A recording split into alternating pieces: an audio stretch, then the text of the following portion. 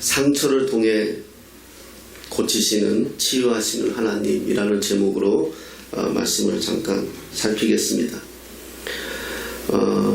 제가 서울에서 한 교회에 한 6년 정도 섬겼어요. 부산에서 올라와서 섬겼는데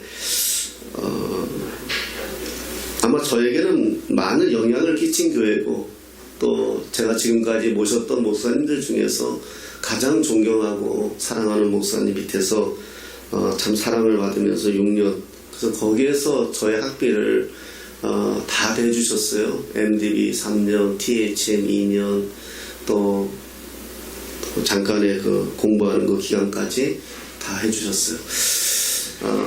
박사까지 공부를 하게 하면은 좋겠다고 했지만, 또 제 그때 상황에 이제 캐나다에 교회를 가려고 하는 그런 상황이 있었어요.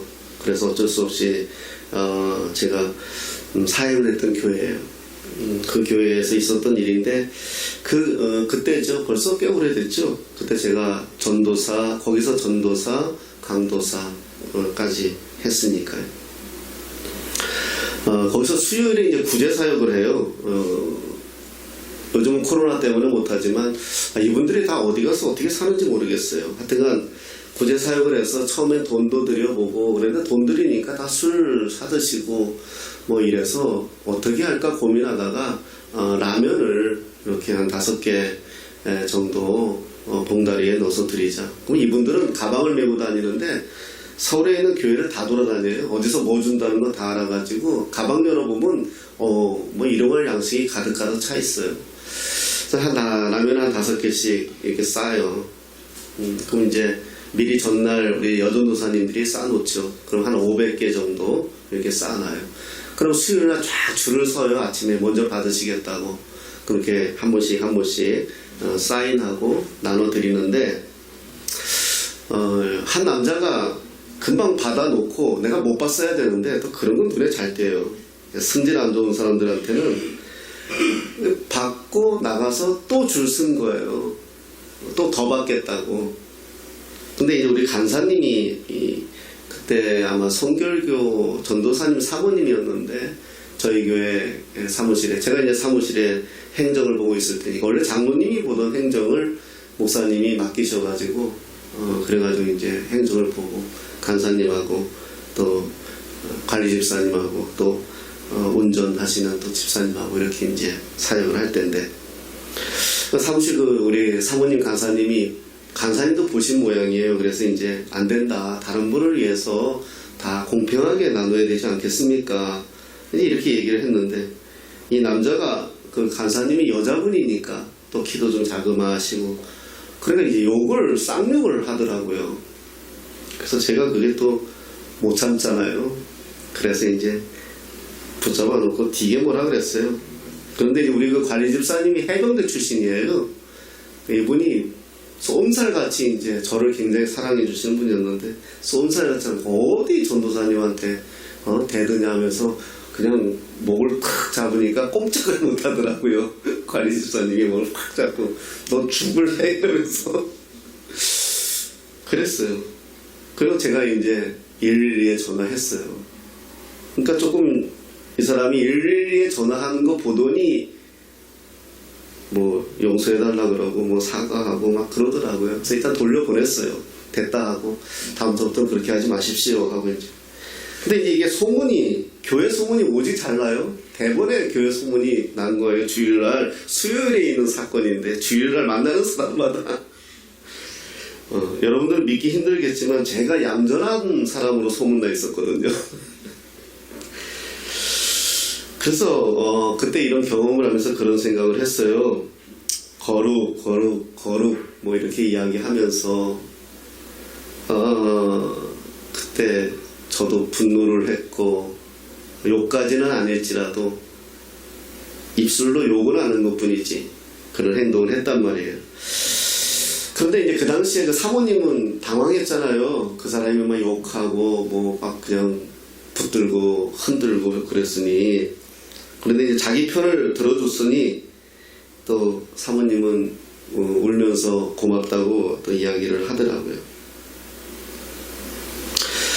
율법적으로 보면 저는 잘못한 거죠. 분을 냈단 말입니다. 더구나 교회의 얼굴인 사무실에서, 행정실에서 그런 일이 벌어졌다는 것은 즐거운 일이 아닙니다. 하나님의 이름에 망령되이 한 행동이나 다름이 없지요. 간사와 제가 그걸 모를 리가 없지 않습니까? 그러나 또 그 사건을 통해서 그 간사님은 저를 또 더욱 신뢰하고 또 함께 섬기는 사역을 오랫동안 같이 했어요. 또 오래전에 제가 전도사로 있을 때인데 주일학교 학생 2명이 교회로 저를 찾아왔어요. 와서 이제 속내 이야기를 하는데 들어보았더니 한 아이가 이렇게 말합니다. 자기가 어머니를 속였다는 겁니다. 그것도 한 번 속인 것이 아니라 같은 짓을 몇 번 반복했다는 겁니다. 그래서 마음이 너무 힘들어서 아파서 어떻게 할지 몰라 고민하던 중에 저에게 찾아왔다고 고백을 합니다. 그래서 이야기를 해줬죠. 또 마음이 참 많이 힘들었겠구나. 그래 장하다 그래도 하나님의 교회를 찾아온 거 보니 하나님이 너를 참 많이 사랑하시는 모양이다. 네가 이미 이렇게 결심한 것으로 하나님께서는 용서를 해주신 것으로 나는 믿는다. 그러니 집에 가서 어머니 앞에 무릎 꿇고 솔직하게 고백을 해라.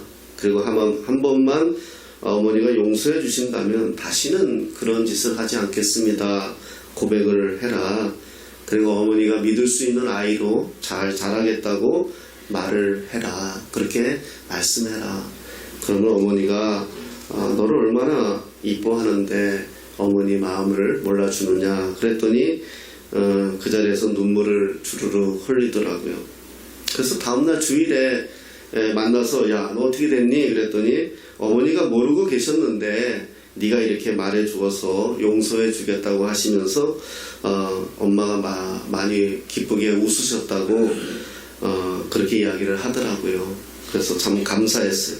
또 한 아이는 고등학교 여학생인데 이 아이는 지금도 참 많이 기억이 나는 아이예요. 이 아이가 잠을 못 잘 정도로 우울 증세가 있어요. 그 이유는 아버지 때문이에요. 뭐 다 이 세상에 아버지들이 문제예요. 아버지 때문인데 그래서 한 번씩 이 아이는 저녁 새벽에도 이렇게 가위가 눌리면 저한테 전화를 해서 함께 기도해주고 그랬던 아이예요. 그 아이가 여자아이인데 이쁘장한 아이였어요. 상처가 참 많은 아이였어요. 아버지, 어머니, 아버지의 폭력적인 모습, 또 이혼하고 그럼에도 이제 어머니의 또 이런 상처받은 모습, 이런 것들이 그대로 그 아이에게 투영이 되어서 그 아이가 많이 힘들어했어요. 부모님에 대한 신뢰가 없었어요. 그래서 그것이 이 아이에게 많이 힘들었죠. 그런데 문제는 이 부모들의 관심이에요. 그 어머니가 또 아버지에게 받은 상처, 남편에게 받은 상처가 그대로 딸에게 투영이 되니까 딸은 또 그러면서도 엄마의 마음은 어떻죠? 내 딸이 나처럼 커서는 안 되겠다 싶으니까 필요 이상으로 간섭하고 그 아이를 엇박하고 이랬죠. 그러니까 그것이 이제 또 이 아이는 너무 힘들어서 한밤중에도 자다가 눈물을 흘리고 전화가 오고 기도해주면 또 편안하게 자고 이랬어요. 이 아이가 찾아왔을 때 뭐 늘 경험했지만 무슨 말을 해줘야 될지 모르겠더라고요. 그래서 너 많이 힘들었겠구나. 그럼 어떻게 하면 좋을까? 자기가 하나님이 너무 원망스럽다는 이야기에 뭐라고 얘기해 줄까? 그래도 하나님이 너를 참 사랑하시는데 내가 그 마음을 표현을 너한테 해줄 길이 잘 없다. 그래서 그 아이하고 오랫동안 기도하며 아이가 조금씩 이렇게 밝아지는 것을 경험했던 적이 있어요.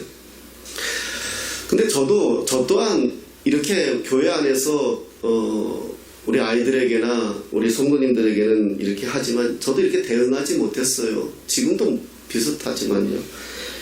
옛날에 한번 뭐 또 얘기해서 미안한데 어떡하겠느냐. 우리 아이가 학교에서 맞고 온 적이 있어요. 선생님한테. 응? 그 아이가 맞고 왔으면 얼마나 속상하겠어요. 믿을 구석은 부모밖에 없는데. 근데 저는 또 우리 아이를 또 제 첫 마디가 도대체 네가 처신을 어떻게 했길래 선생님한테 맞느냐. 아마 그 안에는 내가 이 목회자라는 그런 알량한 어떤 내 의가 작동을 한 것 같아요. 그래서 우리 아이를 나무랬죠. 나중에 의영이 친구들한테 들었을 때 선생님이 잘못했다는 것을 알았죠. 어찌됐든 간에 그랬어요. 그냥 위로하고 격려해 줬으면 더 좋았을 텐데 왜 그때는 그렇게 하지 못했을까. 교회 안에서 지금 이 세상 교회, 제가 바깥에 나가서 성도들을 만나고 청년들을 만나고 목회자들을 만나면 가장 많이 듣는 단어 중에 하나가 상처예요. 상처. 목사도 마찬가지고 교회 성도들도 마찬가지고 다 상처를 받았다는 거예요. 그래서 신앙생활 하는데 가장 큰 문제는 죄가 아니라 상처예요. 이제는 상처 때문에 저 교회 못 가겠다, 상처 때문에 저 목사 못 만나겠다, 상처 때문에 저 성도 못 만나겠다, 상처 때문에 난 교회를 옮겨야 되겠다, 이런 이야기를 많이 들어요.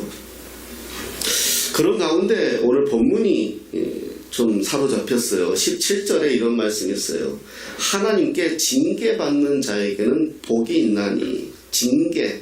그래서 하나님의 징계라는 단어를 좀 많이 찾아봤어요. 주석을 보니까 경책이라는 단어도 쓰고요. 경책, 징계. 근데 이 안에 이 말씀 안에 징계라는 말 안에 하나가 찾아진 거예요. 그게 뭐냐면 상처라는 말도 그 안에 있더라고요. 그래서 제가 눈이 좀 번쩍 뜨인 거죠. 그러니까 우리는 어떻게 해요? 하나님께 징계받는다. 오늘 본문에도 뭐라고 이야기하죠? 복이 있다 그러거든요. 여러분, 우리가 자녀를 혼낼 때는 그 아이가 잘못되라고 하는 게 아니잖아요. 과정을 우리 어른들이 못하는 거지 속마음은 어느 부모나 자식이 잘 되기를 원하는 거죠. 근데 그걸 잘 우리가 아주 기술적으로 정말 좀 잘 헤아려서 해야 되는데 그게 안 되고 내 안에 상처라든가 내 안에 문제가 발동이 돼서 그게 이렇게 아프게 나가니까 문제가 되지 않겠습니까? 그래요.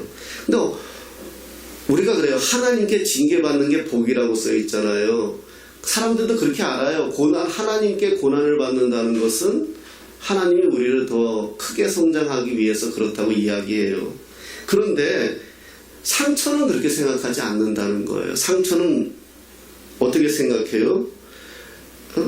상처는 마치 나는 문제가 없는데 저 사람이 나에게 주는 걸로 받아들이잖아요.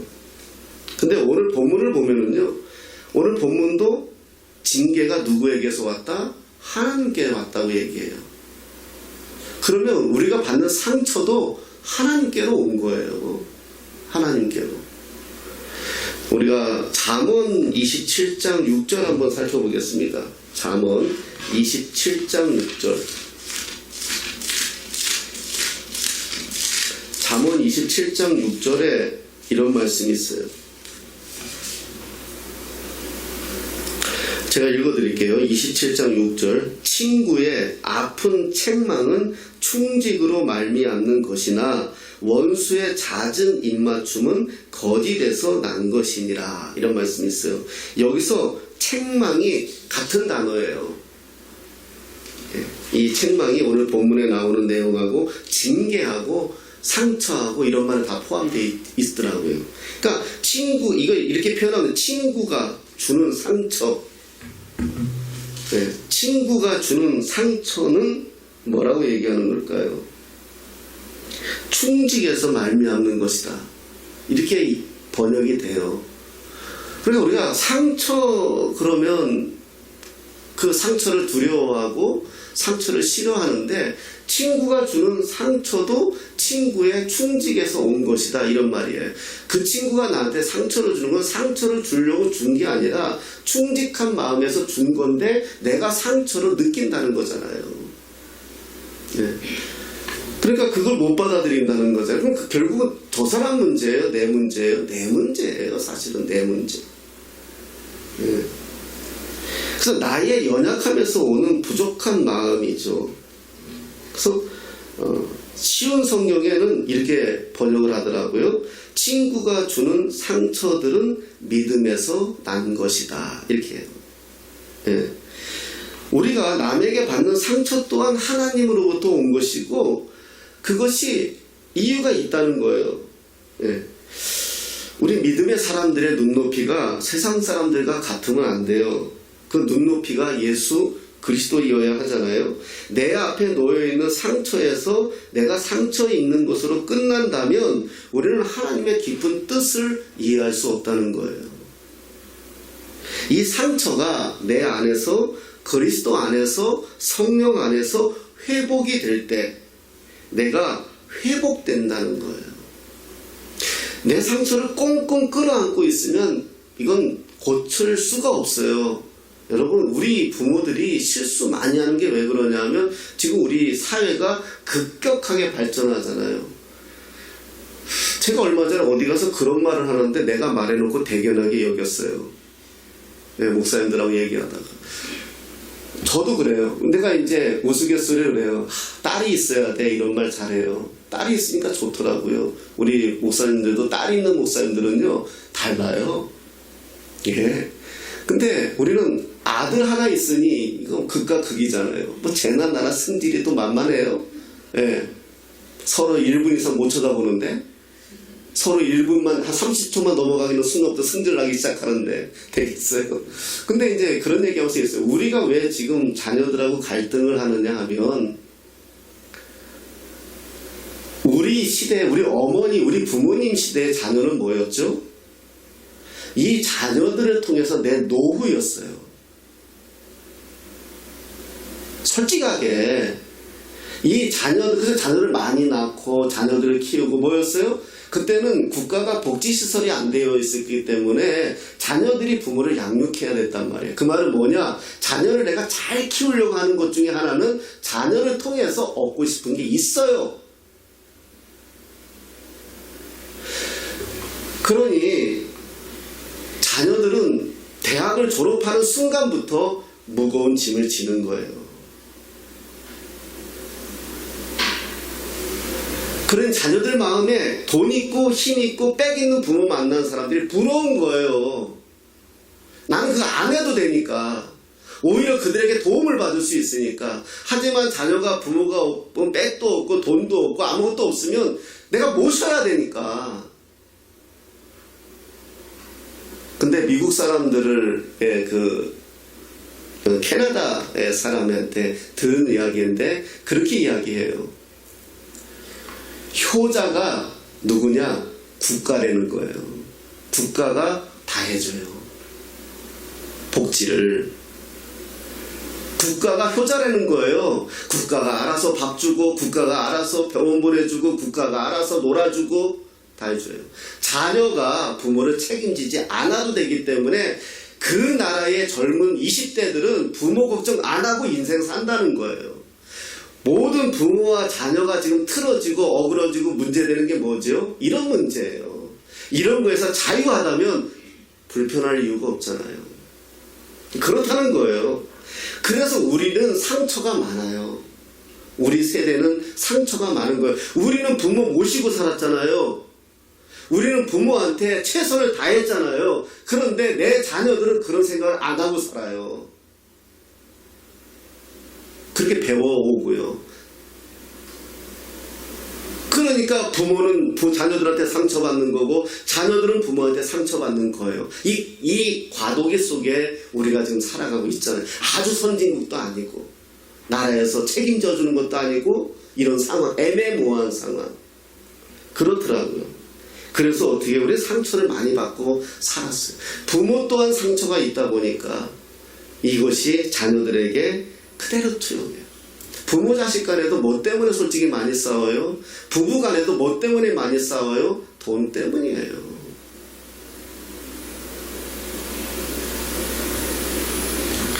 이게 해결이 돼야 돼요. 우리 예수 믿는 사람들이 이런 부분이, 이런 마음에 오는 이런 상처, 그저 교회 와서 거룩, 할렐루야, 괜찮다 하지만 자기 뭐 하나 탁 건들면 용서가 안 되잖아요. 내 아픈 부분 하나 탁 건들면 키 작은 나한테 누가 키 작다고 얘기하거나, 승질 들어본 나한테 누가 승질 안 좋다고 얘기하거나, 돈 없는 나한테 앞에서 아파트 자랑하거나, 그럼 승질 나요. 그런데 그게 해결된 사람은 그게 중요하지 않아요. 제가 우스갯소리를 많이 하잖아요. 돈으로 아파트는 살 수 있어도 집은 못 사요. 가정은요. 돈으로 사람을 부릴 수는 있어도 그 사람의 마음을 살 수는 없어요. 한계가 있어요. 그러나 거기에 대해서 자유한 사람들은 상처를 받을 이유가 없다는 거죠. 그래서 우리가 이 상처 가지고 있는 것들, 내 안에 있는 쓴뿌리, 내 안에 있는 이런 것들이 해결되지 않으면 거룩하다 할지라도 어느 순간에 꼭 하수도 가만히 놔두면 깨끗한 물 같지만은 작대기 하나 집어넣어가지고 휘 저으면 저 밑에 있는 꽁치대가리, 멸치대가리 다 올라오잖아요. 우리 마음이 그렇지 않아요? 평상시는 착해요. 평상시는 괜찮아요. 하지만 뭐 하나 작대기 하나 찔러가지고 휘 저으면 그냥 용서가 안 되잖아요. 우리가 곧잘 그런 경험을 합니다. 누군가에게 마음에 상처가 될 만한 말을 듣고 잠도 안 와요.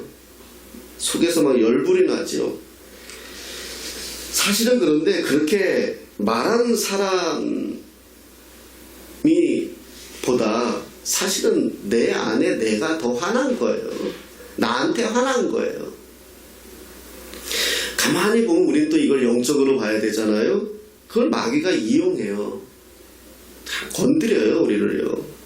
그래서 상처를 돋게 하고 견딜 수 없게 하고 심지어 교회까지 등지게 만들고 심지어 부모 자식 간에도 등지게 만들어요. 그러나 진정 상처는 나에게 말을 한 그 사람이 아니라, 나에게 상처를 준 그 사람의 행동이 아니라 내 안에 쓴뿌리, 이것이 나를 이렇게 만들어 간다는 거죠.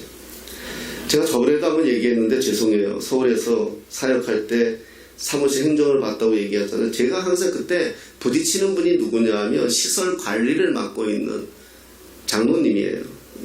이분이 또 아주 군 출신이래 가지고 그 교회는 뭐 장군도 있고 그랬어요.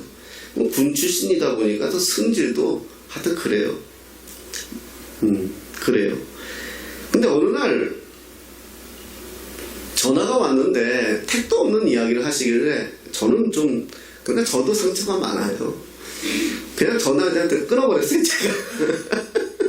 전화하다가 그냥 어이구, 야, 그때 그분이 에구스 탔는데 광명인가 시흥 같은 그랬는데 그때 우리가 서울 신림동이었단 말이에요.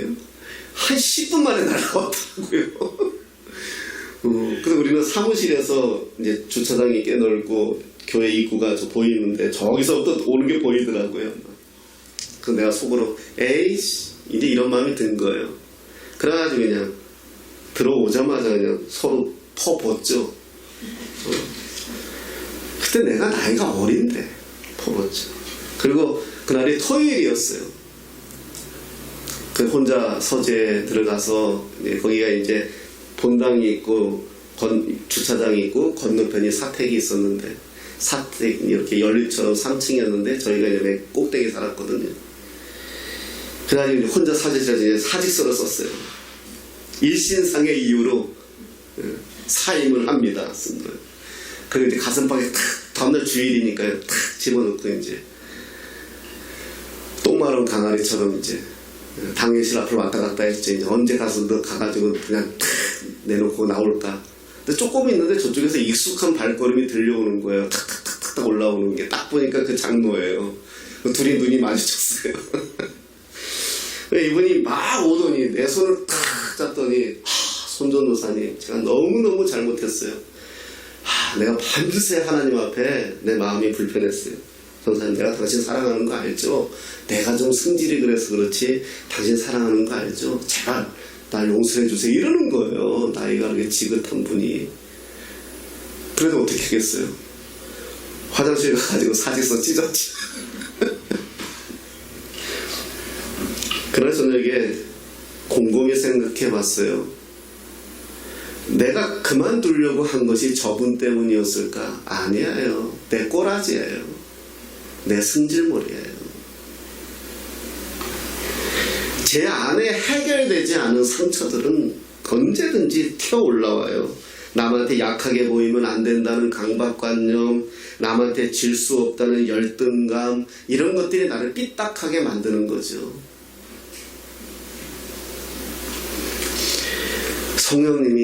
성령의 열매를 우리가 9가지 이야기하는데 나중에 한번 살펴보세요. 다 뭐죠? 우리의 내면의 문제예요. 성령의 열매는요. 온유, 인내, 오래 참음, 충성, 자비, 양선 다 우리의 문제예요. 그러니까 성령이 우리 안에 오시면, 지난주가 성령 강림 주일이었는데 그 우리가 딱딱한 돌 같은 우리 마음이 부드러워진다고 말씀을 드렸는데, 성령이 우리 안에 오셔서 이런 부분들을 해결해 주셔야 돼요. 나의 이런 저 밑에 있는 그 상처들을 끄집어내서 성령께서 이걸 치유해 주셔야 돼요. 만져주셔야 돼요. 그렇지 않으면 해결이 안 돼요. 어제 우리 집사님하고 이야기했지만, 예수 안 믿는 사람들은 차라리 소주라도 한잔하면서 풀지요. 욕이라도 대판하면서 풀지요. 예수 믿는 사람들은 주님 오실 때까지 안 돼요. 왜 그래요? 그렇게 사랑 누가 말했나 타령하면서, 그렇게 당신을 사랑한다고 우리가 고백하고 찬양하면서 안 돼요. 한번 삐딱해지면은요. 왜 그럴까요? 우리 안에 해결된 능력이 없는 거예요. 이런 부분들을 해결할 수 있는 능력이 우리한테 없는 거예요. 이 말씀을 준비하면서 그래서 한번 책을 봤는데, 책을 한번 살폈어요. 600년 전에 있었던 한 여인의 이야기인데, 놀위치에 살았던 그 여인이에요. 그래서 이분은 그 줄리안이라는 사람인데, 그래서 이 사람을 영국 사람들은 놀위치의 줄리안 여사 이렇게 지금도 부르고 있는데, 아마 굉장히 이렇게 믿음 안에서 살았던 사람으로, 아무 영적인 사람으로 이렇게 이해가 됐나 봐요. 이 사람이 평상시에 3가지를 구했다고 해요. 하나님 앞에. 그 3가지의 상처를, 참 이래서 내가 찾아본 거예요.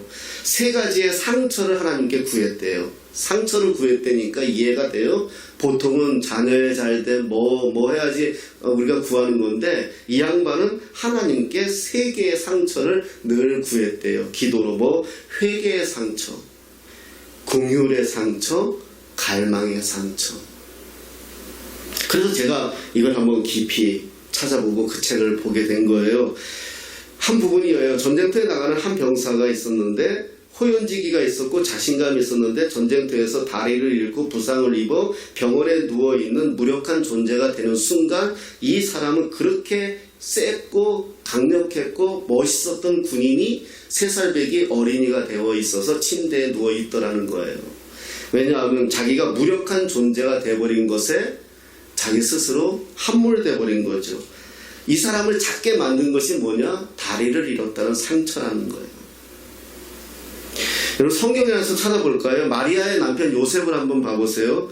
요셉은 자기 아내, 약혼녀가 마리아예요. 마리아가 예수님의 어머니잖아요. 그럼 요셉이 예수님의 아버지일까요? 아버지지만 성령으로 잉태하셨단 말이에요. 내 여인이 어느 날 약혼한 여인이 임신을 했다고 소식을 들었어요. 이게 어떤 마음일까요? 물론 천사가 찾아와서 이것은 성령으로 잉태했다고 가르쳐 주었다고 하지만, 요셉의 마음은 상처투성이었을 거예요. 이런 것들이 어떻게 해결이 되느냐, 이것들이 어떻게 만들어져 가느냐가 우리 인생에 너무 중요하다는 거예요. 그래서 회개의 상처에 대해서 생각해 봤어요. 여러분, 우리가 회개는요, 요 하나님 잘못했습니다, 저 용서해 주세요, 끝, 이게 아니라는 거예요. 그 회개로 인한 상처가 내 안에 있어야 된다는 거예요. 그래서 다시는 그 회개한 행동을 하지 않는다는 거예요.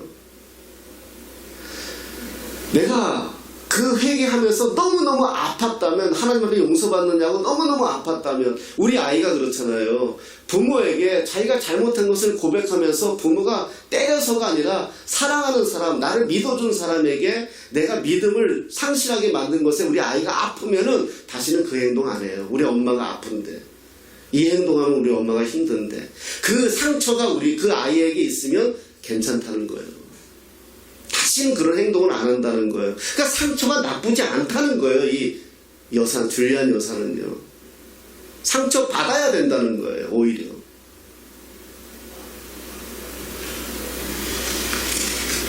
진정한 회개는, 이 사람이 이렇게 써놨어요. 진정한 회개는 오히려 하나님 앞에 상처를 받는 것입니다. 우리는 하나님 앞에 은혜만 받으려고 하잖아요.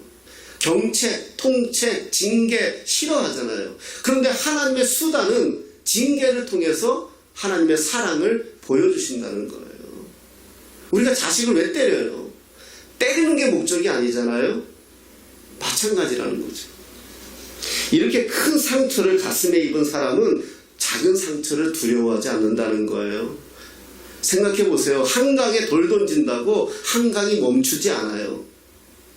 작은 옹달샘이나 작은 냇가에 또랑에 돌 던지면 시커매지고 금방 또랑이 문제가 생기지만, 한강의 바다에 아무리 짱돌 던져도 아무런 이유 없어요. 마찬가지, 우리 마음에 큰 상처가, 우리 예수 그리스도의 십자가의 보혈에 나를 위하여 죽으셨다는 큰 상처가 내 안에 있다면, 아무리 작은 상처도 그것이 나를 흔들게 하지 않는다는 거예요.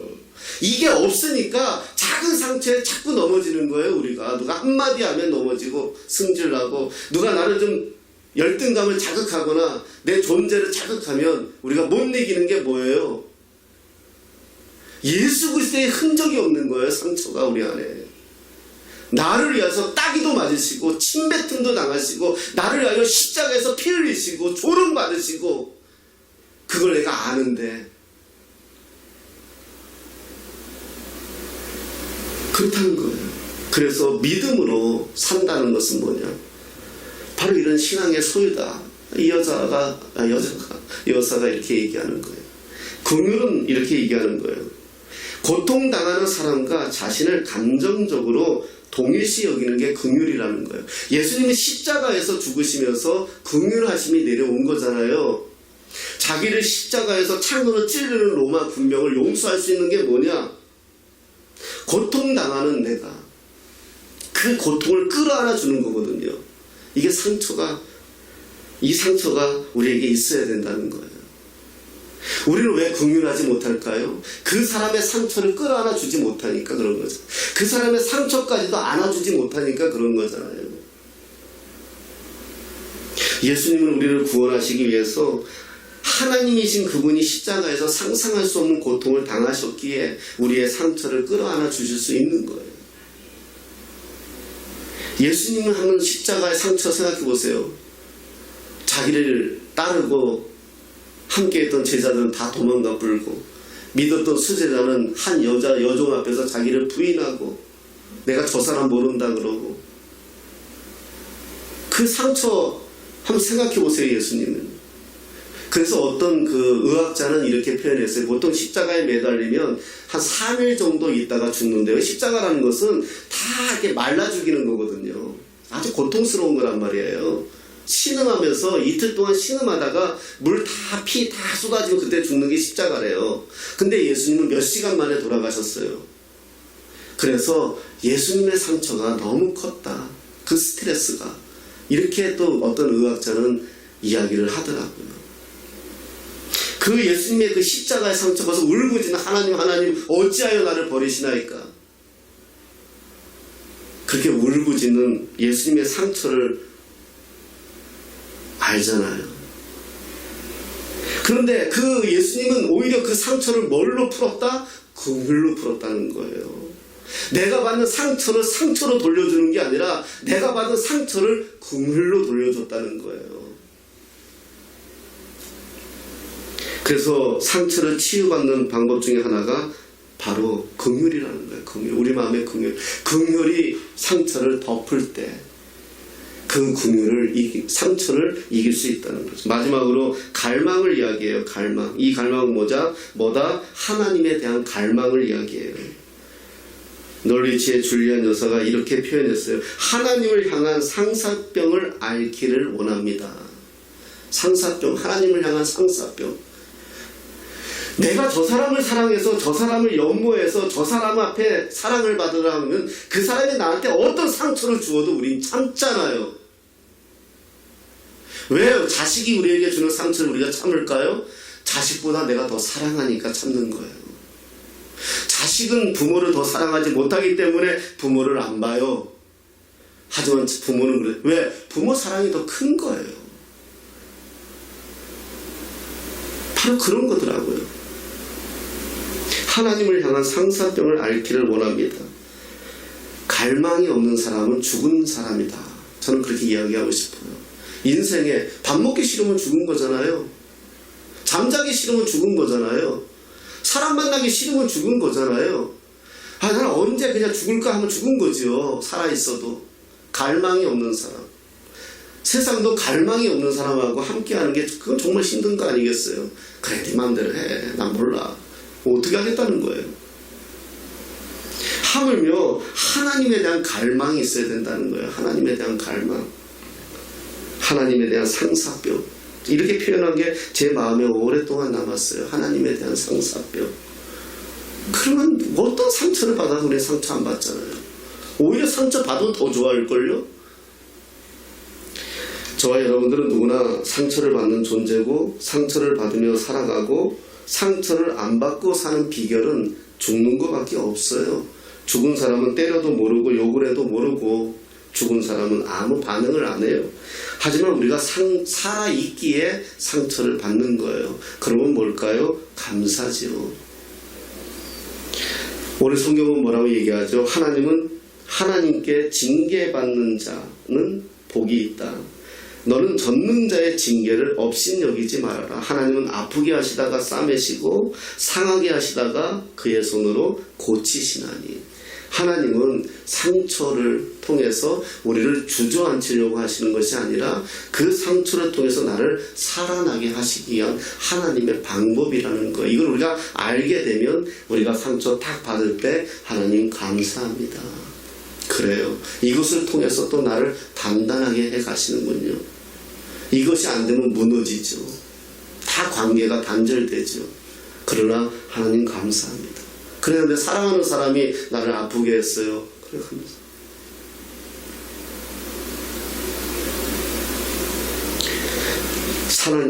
상처는 하나님으로부터 온 것이다. 우리의 성숙을 위한 하나님의 도구라는 것. 그러나 사단은 그것을 교묘하게 변질시킨다는 거죠. 그래서 사람들을 영적으로 죽게 만든다는 거죠. 여기에 속지 마시고요. 우리 그리스도인들은 오히려 하나님을 향한 갈망, 긍휼, 그리고 사랑, 이러한 그 하나님이 주시는 은혜로 우리가 고백하고 나아가야 됩니다. 여러분, 상처 받으세요. 받으세요. 상처 때문에 주저앉지도 말고요. 상처 때문에 단절되지도 마세요. 상처 안 받고 살 수 있는 방법은 없어요. 스크래치잖아요. 차도 스크래치 당하고 길거리 가다가 부딪히는 것도 상처고 다 투성이에요. 그러나 우리는 그 상처, 예수님의 상처를 우리는 끌어안는 사람들이기 때문에 그 상처를 우리로 서로 보듬어 주세요. 작은 공동체지만은 보듬어 주세요. 내가 받은 상처가 있다면 그것으로 인해서 그 사람과 단절이 아니라 끌어안아 주세요. 가정에서도 자녀들, 우리가 내 부모에게 받은 상처가 자식에게 투영되면 안 되잖아요. 내가 부모에게 받은 상처가 오히려 그리스도의 사랑으로 바뀌어서 긍휼로 바뀌어서 자녀를 끌어안아 주세요. 저는 참 이걸 못했어요. 끌어안아 주세요. 그래서 그 아이를 세워주세요. 그리고 속내기도 하세요. 그래서 정말 우리가 이런 세상 살아가면서 이런 상처와 어려움이 있지만 그것으로 내가 함몰되는 것이 아니라 그것을 통해서 더 넓은, 더 높은 하나님의 크신 사랑으로 많은 사람들에게 그리스도의 사랑을 전하는 저와 여러분 되시기를 예수님의 이름으로 축복합니다.